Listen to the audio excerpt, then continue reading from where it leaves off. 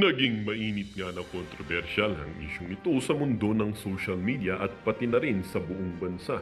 Dahil nga itong si Manila 6th District Representative Congressman Abante ay walang awang pinaiyak ni Congressman Acop at Marcoleta dahil ba inilabas na ang baho na tinatago sa loob ng kongresista o loob ng kamara. Dito nga natin makikita mga kaibigan na kahit itong si boy contempt na ito, si Congressman Romeo Acop na ito, ay tila ba hindi talaga pwedeng pagkatiwalaan dahil malapit na kaibigan niya itong si Congressman Abante. Ngunit dahil nga sa tinatawag nating salapi or silaw ng pera ay tila ba tinira niya rin itong si Congressman Abante.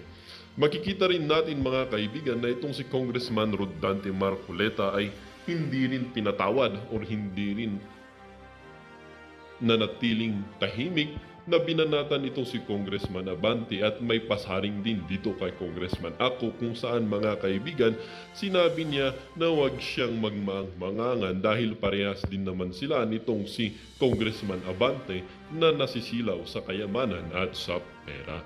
Kaya dito natin makita mga kaibigan na hindi talaga lahat ng politika ay pwedeng pagkatiwalaan dahil sila rin mismo ang nagsisira-siraan. Kaya hindi ko maintindihan kaya hindi umuunlad ang ating bansa dahil sa mga politikong ito.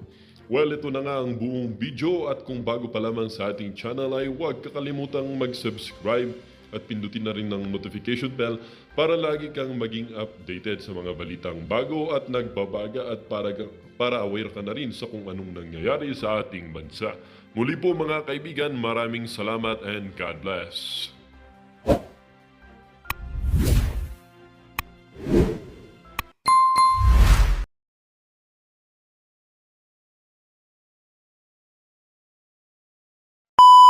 Committee, our esteemed colleagues, and the Filipino people of the constitutional mandate that public office is a public trust.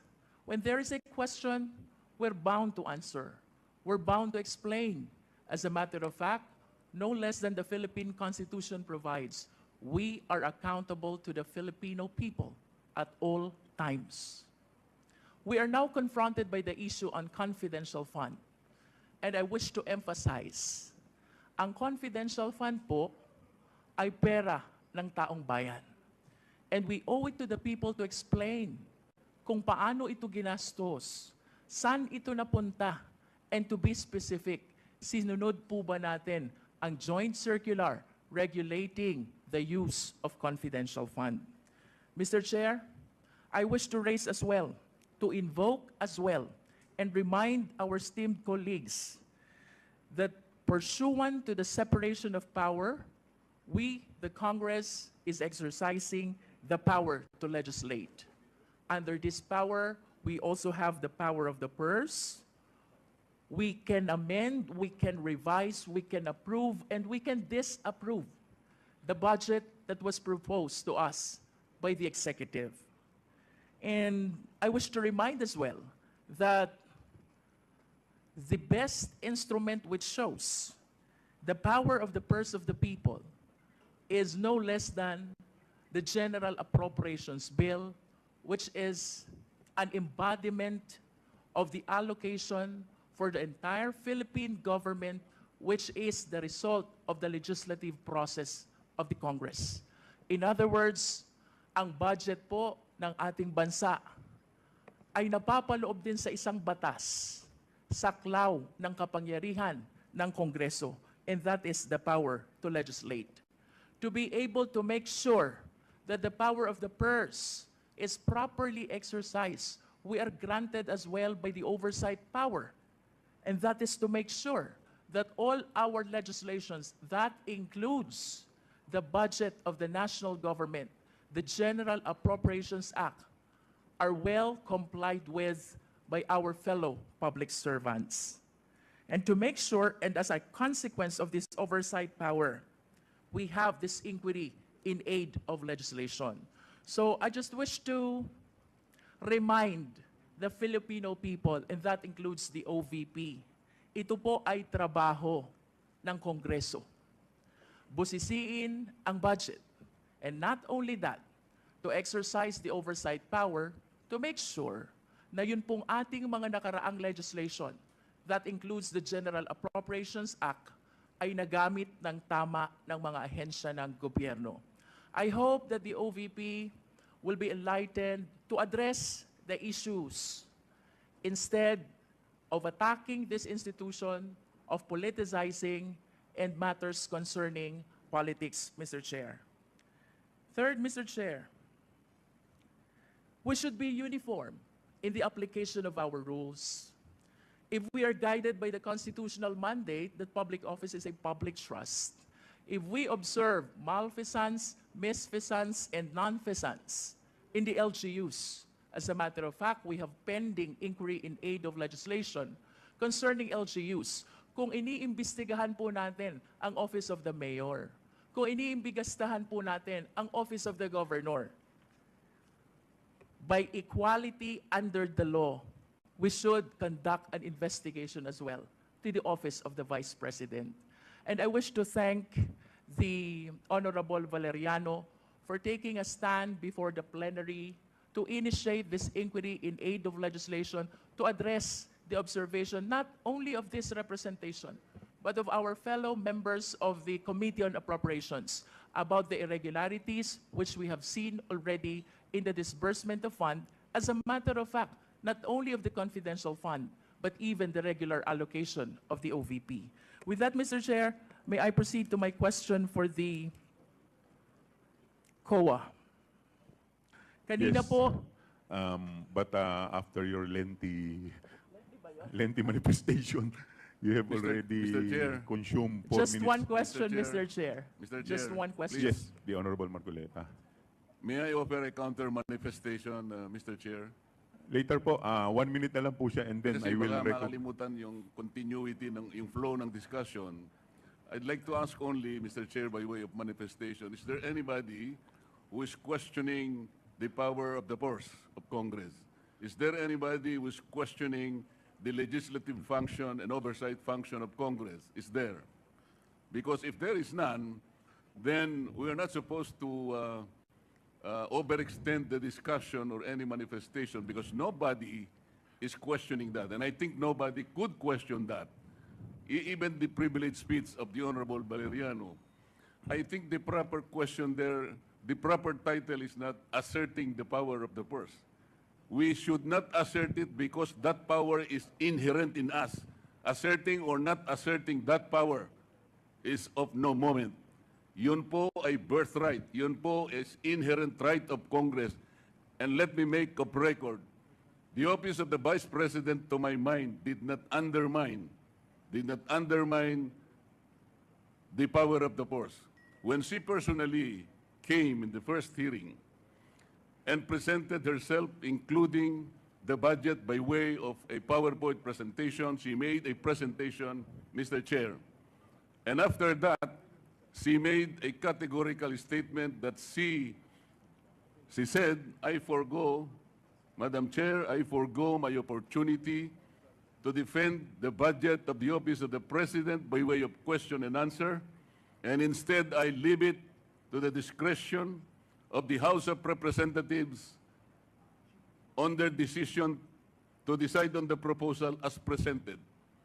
This is a very respectful answer, Mr. Chair. I did not find any offensive remark in that particular statement. She gave the entire House of Representatives the entire discretion, the entire right to decide on the proposal she presented before us. Why would we blame her for saying that she disrespected Congress? No, sir. I think it was triggered by the fact that questions were asked in relation to the confidential and intelligence funds. To my mind, Mr. Chair, these particular funds were subjected to a notice of disallowance. But the notice of disallowance by its nature, by its very nature, Mr. Chair, is contestable. It is appealable. It is yet to be explained. And initially, as explained by the representative of COA, the notice of disallowance suffered by way of supporting documents, by way of non-compliance with certain requisites. What if the Vice President is able to provide all the supporting documents? What if finally she is able to come up with the requisites required in order for you to consider that all these funds are eventually allowable and they are not disallowed? And chances are she may be able to do that. Hindi po final judgment ang notice of disallowance. As a matter of fact, based on COA's own representation the other day, the Vice President received the notice of disallowance only on August 24, 2024, which means, Mr. Chair, the Vice President has 6 months within which to reply and make an answer. That is correct, Madam COA. So, 6 months is up to February 2025.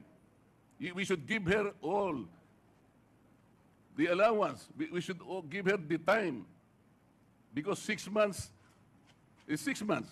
So why are we rushing to make a judgment? As a matter of fact, as I have already initiated earlier, Mr. Chair, when you said that anything we can discuss in this committee provided it is of public interest, and you said that intelligence funds and confidential funds are public interest. But I said, because of our own rules, we should make a prior and preliminary determination that is directly and principally connected to malfeasance, misfeasance, or non-feasance. We have not made that determination.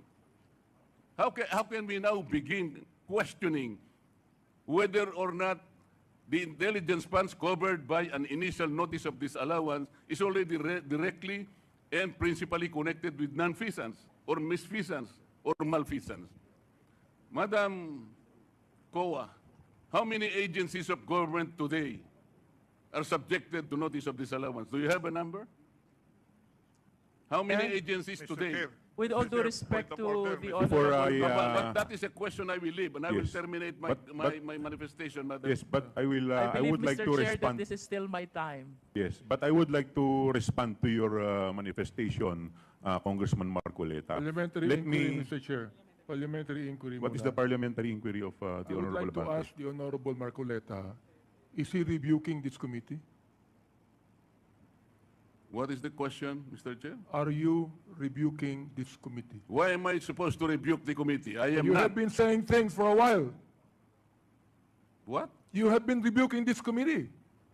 You are we're saying not, that? We're not blaming the Vice President on this. I Honorable asked the Marcoleta, question. we I asked are the not question. You do not have blaming the the right to officers. demand 1 minute, that. 1 minute suspension is declared by the chair. Move to suspend.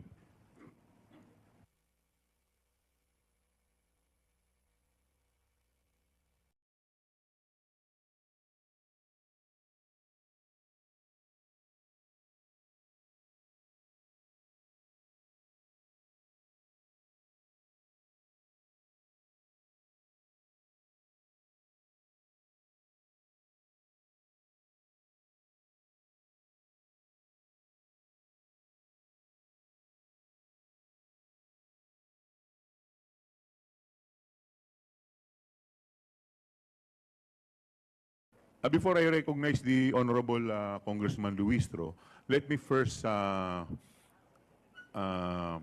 respond to the manifestation of the Honorable Marcoleta. Let me cite Section 4, Rule 4, Section 1, last paragraph, which provides that the filing or pendency of a case before any court, tribunal, quasi-judicial or administrative body shall not stop or abate any inquiry conducted to carry out a legislative purpose. What we are doing right now is we are doing our mandate. This hearing is in aid of legislation. So wala pa naman po tayong inaakusahan dito. The fact that the issue is still with COA and is still pending appeal, it does not stop this committee from conducting an inquiry in aid of legislation to conduct or to carry out our legislative purpose. So, yun lamang po. With this, I would like to give the... Ilang minuto pa po? Ma'am, you still have 1 more minute. Mr. Chair, in response to the Honorable Marcoleta, this representation did not say that the OVP is questioning the power of the Congress.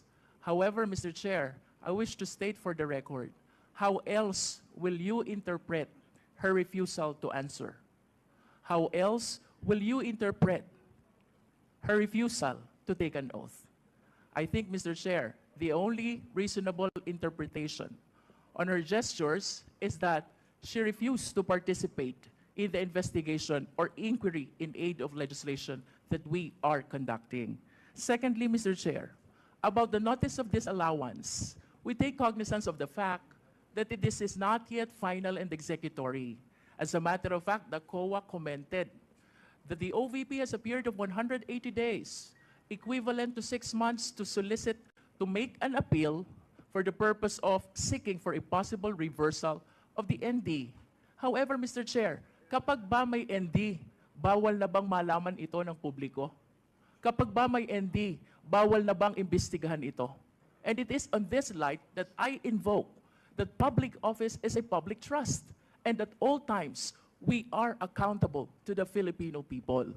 In response to his comment about the possibility of the ND being reversed, I think I made a manifestation already in the last budget briefing of the DepEd.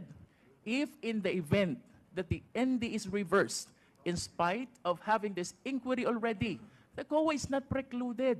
The COA is not prevented from sharing to the Filipino people that the OVP was able to justify, and therefore we are reversing the ND. In conclusion, Mr. Chair, I wish to emphasize that there is no law which prevents the Congress, which prevents the COA from discussing, deliberating on the subject matter of the notice of disallowance. Thank you, Mr. Chair. Can I still have a question?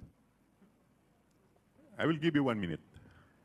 Para lang po sa understanding ng mga Pilipino, pwede po bang pakidistinguish in layman's term, confidential fund from regular fund in 2 aspects.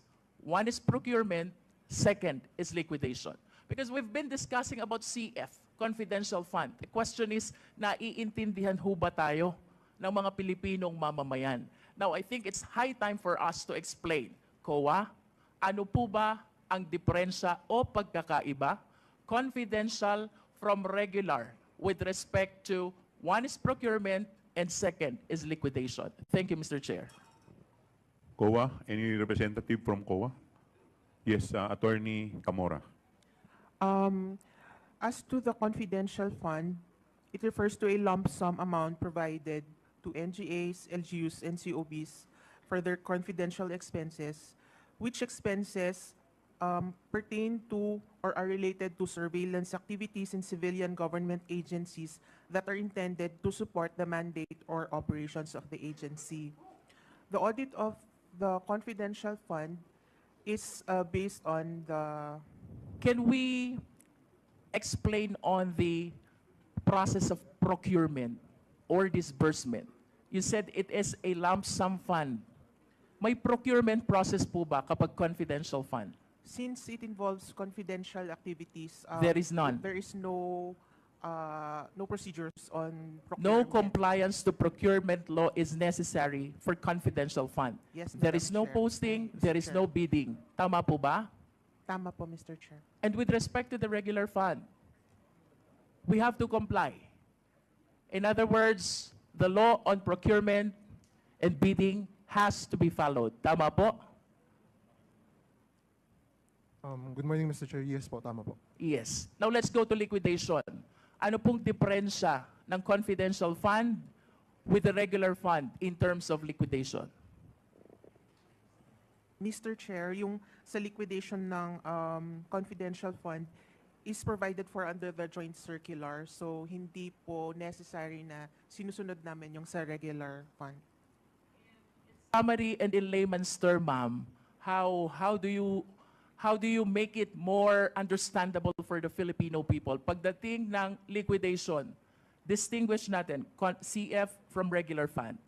Mr. Chair, sa liquidation po ng CF, kung ano po ang required ng joint circular na documents to be submitted, yun po yung kailangan nilang isubmit, otherwise deficient yung liquidation nila.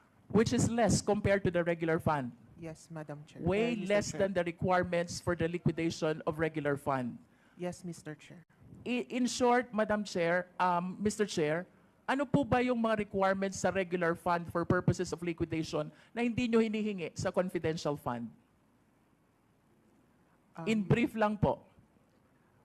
Sorry, Mr. Chair, I am only aware of the requirements ng sa confidential, so may I ask the help of ano? Mr. Chair, may just manifest my request that I hope to hear a very clear explanation from the Maybe we COA can, on our next hearing. maybe we can address that question to the state auditor, Yes, Mr. Attorney Chair. Tomawis. Would you like to respond to the query of the Honorable Luistro? Mr. Chair, for the information, for the regular fund, for the liquidation of regular fund, it is subject to the COA circular wherein there is a documentary requirements required to be submitted. Then for the confidential fund, I have no exact information because it is based on the another joint circular. So there are two circulars to be required to be complied with. The COA circular, which is the documentary requirements for regular audit or for the regular transactions, and for the confidential fund, there is that joint circular that must be complied with. Mr. Chair, with all due respect to the COA, this representation is not satisfied with the answer. So may I request for a better and clearer explanation on how we distinguish CF from regular fund in terms of procurement, that is one, and in terms of liquidation, that is two. We will be looking forward, Mr. Chair, to listening to the discussion and explanation of the COA on our next hearing. Thank you, Mr. Chair. Thank you. Mr. Chair. Yeah, Mr. the Chairman, Honorable Vice Chair Acop. may I just ask some clarification, which is connected with the questions of the Honorable Luistro? With the indulgence of the Honorable Junicio, please proceed. Thank you, Mr. Chair. May I know from COA or from DBM, doon po sa mga GA natin, magkahiwalay po yung provision ng intelligence at sa confidential funds. Di po ba? Would you agree with that? Yes, Mr. Chair. Yes. So, bakit po magkaiba? Bakit may separate provision yung intelligence fund, may separate provision yung confidential fund? Attorney Camora, please respond. Mr. Chair, saga din po yung difference actually po, which is ang intelligence fund po ay refers to those intelligence information gathering of uniformed and military personnel, and it has something to do with national security, while sa confidential expenses is for the civilian government po. Specifically for what? That are intended to support the mandate or operations of the agency. Now, may I know if they are also required to submit reports of the utilization of these funds? Intel funds po, Both Mr. Chair. funds. Yes, Mr. Chair. To whom should they submit reports regarding their utilization?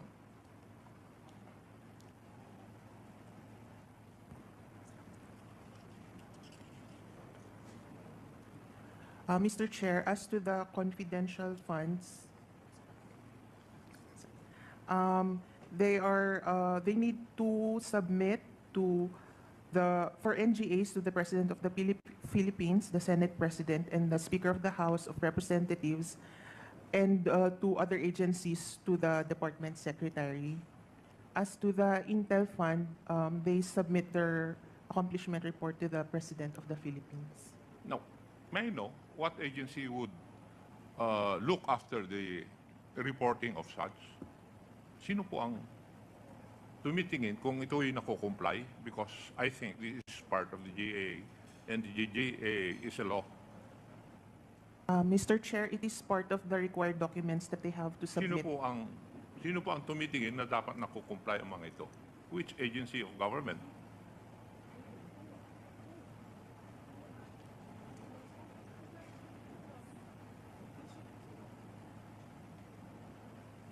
Kasi lahat po ng GAA may provision tungkol sa intelligence fund at saka confidential fund. It is always part of the GAA regarding provisions for the utilization of such.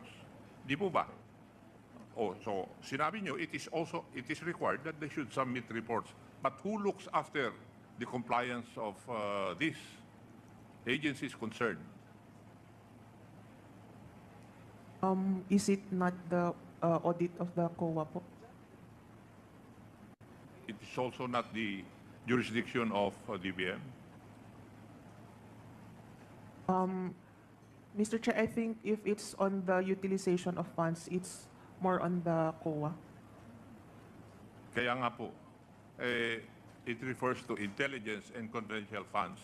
May reportorial requirements po ito. Now, who looks after the compliance of such?